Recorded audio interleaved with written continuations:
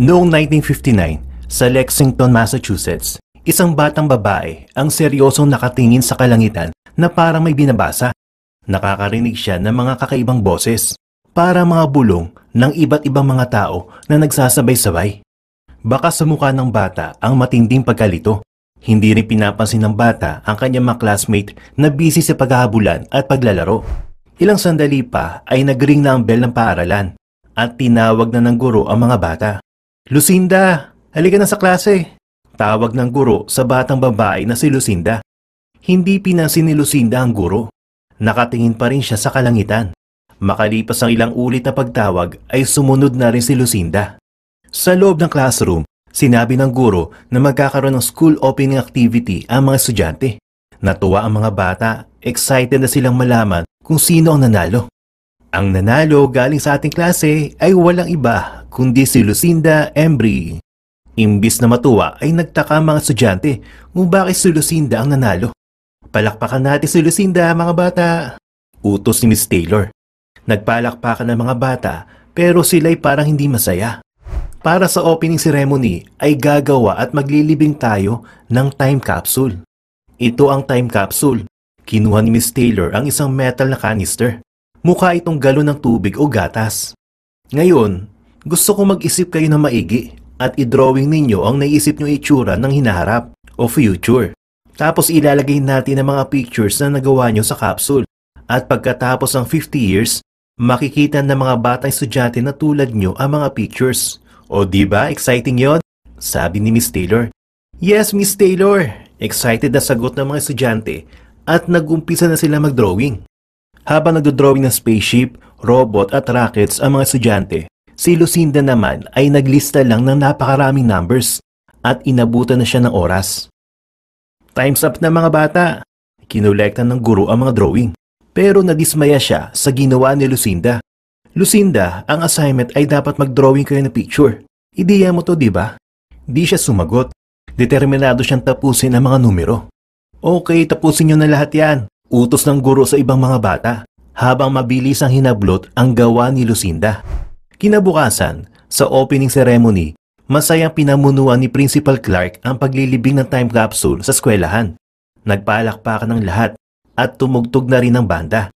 Nakita ni Miss Taylor si Lucinda sa bandang dulo ng mga upuan. May hawak na lobo at malayo sa mga estudyante at magulang. Nagulat na lamang si Miss Taylor nang mawala si Lucinda. Nag-alala si Miss Taylor sa pagkawala ni Lucinda. Umabot na ng gabi pero hindi pa rin mahanap ng mga staff at guro si Lucinda. Di nagtagal ay nakita ni Miss Taylor si Lucinda sa isang kwarto. Nanginginig ito, duguan ng mga daliri. Nakita ng guro ang ilang mga numero na nakasulat sa pintuan gamit ang dugo ni Lucinda. "Please, ang mga boses patigilin mo sila, teacher." Nanginginig na sambit ni Lucinda habang ang kanyang tenga ay napupuno ng mga kakaibang bulong. Sino ang batang babae na si Lucinda? Bakit siya nakakarinig ng mga kakaibang boses? At ano ang ibig sabihin ng mga naririnig niya? At yan ang alamin natin sa JP Amazing Stories.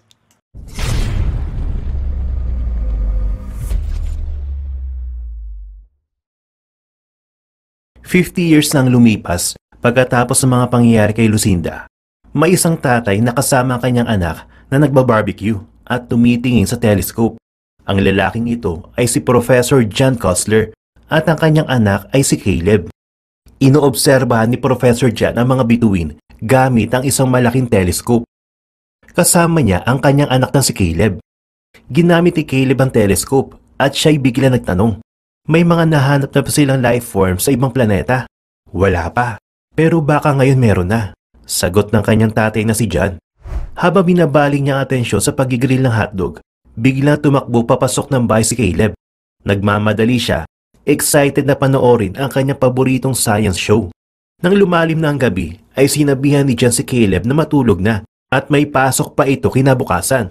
Pero Dad, walang pasok bukas.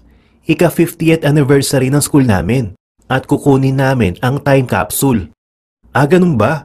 Sige, pupunta ako bukas sa school nyo. Love you, anak. Tinapik ni John si Caleb habang siya ay paalis sa kwarto. Si John naman ay nagtungo sa kanyang study room at nag-relax kasama isang malakas at matapang na bote ng whiskey.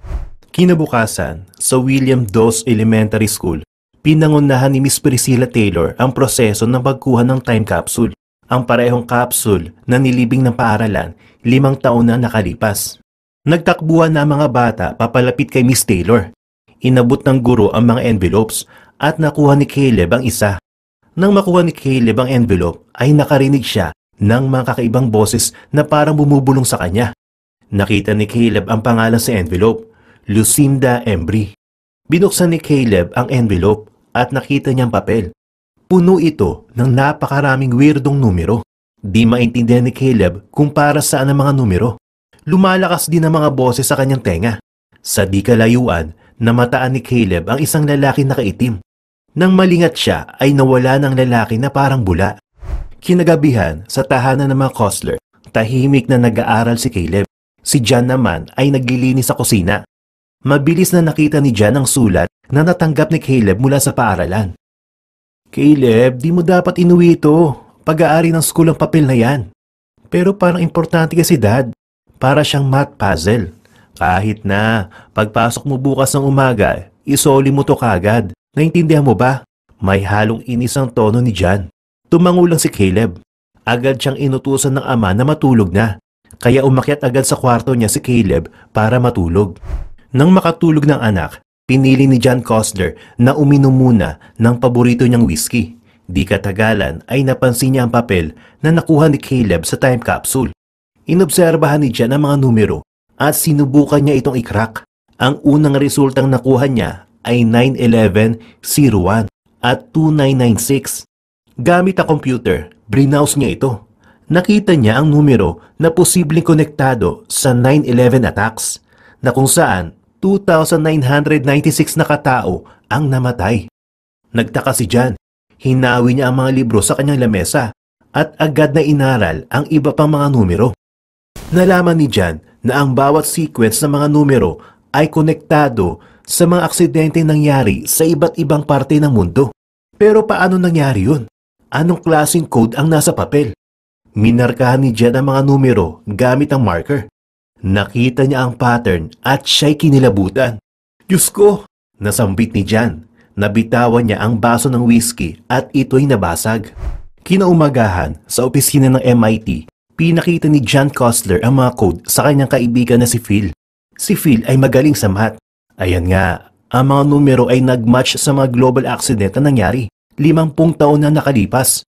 3 linya ng mga numero o 3 aksidente na lamang ang hindi pa nangyari. At ayon sa code, 81 na katao ang mamamatay bukas. Pagpapaliwanag ni John kay Phil. Teka lang. Pagtutol ni Phil, pakinggan mo nga sarili mo, sabi ni Phil. Alam ko na mahirap paniwalaan ang sinasabi ko. Pinakita ni John ang kanyang printed research. Naglalaman ito ng information tungkol sa mga aksidente. Bakit mo pinapakita sa akin to? Tanong ni Phil. Ang pagkamatay ng asawa ko sa sunog ay naitala dyan sa mga numero. Galing sa isang pirasong papel na ginawa 5 dekada na nakaraan. Mapapaliwanag mo ba yan, Phil? Baka naman may nagprank sa'yo dyan. Pwede. Sarkastiko at medyo galit na sagot ni John. Pero nakita ko kung papaano nila hinukay ang time capsule. Nakalagay ang mga papel sa loob nun. Kaya walang makakapagpalit sa mga papel. O sige, eto mga numerong walang bilog, anong ibig sabihin yan? Tanong ni Phil habang nakaturo sa whiteboard. Di ko pa alam. Baka walang ibig sabihin yan. Yun nga dyan, baka nga walang ibig sabihin ang lahat ng mga code na yan. Depensa ni Phil. Okay Phil, di ko sinasabi na may 81 na katao na mamamatay bukas. Gusto ko lang malaman, bakit sinasabi ng mga numero na 81 katao ang mamamatay bukas? Kumalma ka nga, maraming ibig sabihin yan.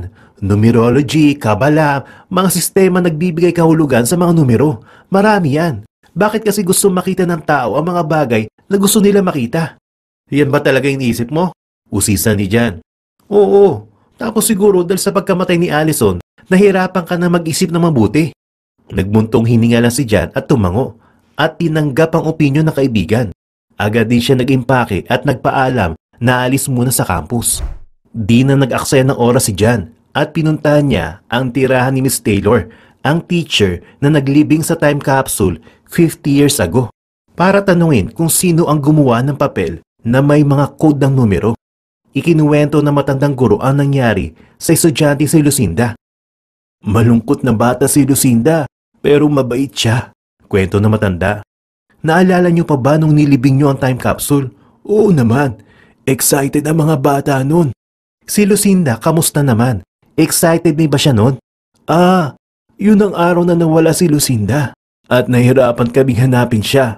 Gabi na nang makita namin siya. Nagtago siya sa isang kwarto na malapit sa gym. Kinalmot niya ang pinto gamit ang kanyang mga kuko.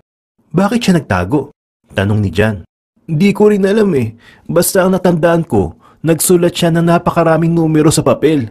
Di rin niya sinabi kung bakit siya takot na takot. Miss Taylor, nakuha ng anak ko ang letra ni Lucinda. Eto ba yun? Inabot ni Jan ang letra sa matandang guro.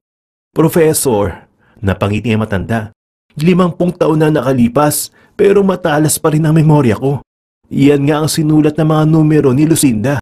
Gusto ko po sana kausapin si Lucinda. Saan kaya siya makikita? Sorry, Professor. Namatay na si Lucinda ilang taon na nakakaraan.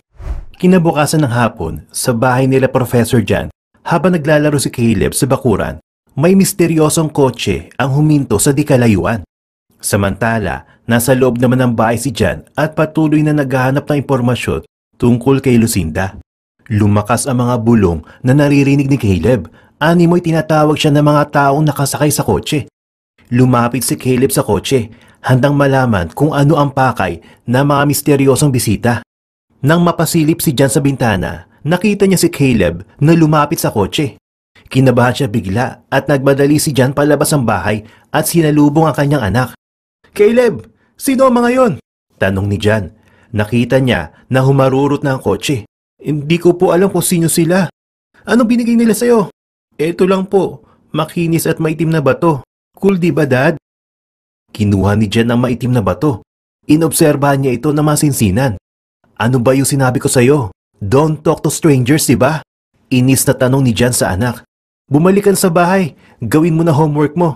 Lalo na puno si Jan ng pagkalito. Sino ang mga misteryosong tao na lumapit kay Caleb? Kinabukasan, nagising si Jan na magring ang telepono. Malakas ang ulan sa labas ng bahay at may halo pang kidlat. Sinagot ni Jan ang tawag. Dad, ikaw ang carpool driver ngayon, di ba? Hala, sorry anak. Sunduin kita in 15 minutes, okay? Okay, Dad, bye. Nagmadali si Jan na umalis para sunduin ang anak. Inabutan na matinding traffic si Jan. Bakas ang stress, pagod at pagkairita sa kanyang mukha. Sinubukan pa niyang humanap ng ibang ruta gamit ang GPS. Napahinto si Jan nang mapansin niya ang numero sa GPS. 42.41 latitude, 71.20 longitude. Agad niya binuksan ng papel at tinignan ng code. Akma nga ang numero. Mga lugar, mga lokasyon pala, mga numerong walang marka. Sambit ni Jan sa kanyang sarili. Bumaba ng kotse si Jan at nilapitan ang isang checkpoint officer. May aksidente sa bandang harap ng expressway. Sir, ano nangyari? Tanong ni Jan. Sir, sorry, kailangan niyo bumalik sa kotse. May mga nasaktan ba sa aksidente? Injuries lang, sir, pero wala naman kami nakitang casualties. Sasagot sana si Jan pero nakita niya na napuno ng takot ang mukha ng officer. Agad itong kumaripas ang takbo. Paglingon ni Jan ay nakita niya ang isang eroplano. Pabagsak na ito sa expressway. Tumama ang eroplano sa mga kotse at naglikha ng malakas sa pagsabog. Lumagpas ang eroplano sa daan at nagkapira-piraso. Hindi makapaniwala si Jan sa mga nangyari. Tumakbo siya ng mabilis patungo sa pinagbagsakan ng eroplano, handang tumulong sa mga posibleng survivors. Napuno ng sigaw ang paligid. May mga nakaligtas pero sila ay nilamon ng apoy. Sinubukang tumulong ni Jan pero natakot siya sa mga tumatalsik na debris at bumubulusok na apoy. Nilapitan si Jan ng mga rescuers at sinabihan siya na tumakbo palayo sa accident site. Sumunod na lamang si Jan kahit na siya ay puno ng takot at pagkalito. Nang makauwi si Jan ay agad niya nakita sa balita ang kagimbal-gimbal na katotohanan. 81 na katao ang nasawi sa expressway accident. Nagtungo si Jan sa kanyang komportabling upuan at taimtim na iniisip ang aksidente. Makalipas ang ilang minuto ay nilapitan siya ni Caleb. Dad, ano nangyari sa'yo? Anong problema? Caleb, matutulog na ako. Matulog ka na rin. Bakit ba ganyan ka, Dad? Di mo ako pinapagala. Ayaw mo rin ako manood ng TV na matagal. Ngayon, di ka rin nagkukwento kung ano nangyari sa'yo. Di na ako maliit na bata, Dad. Nagtatampong tumakbo palayo si Caleb, palayo sa kanyang ama.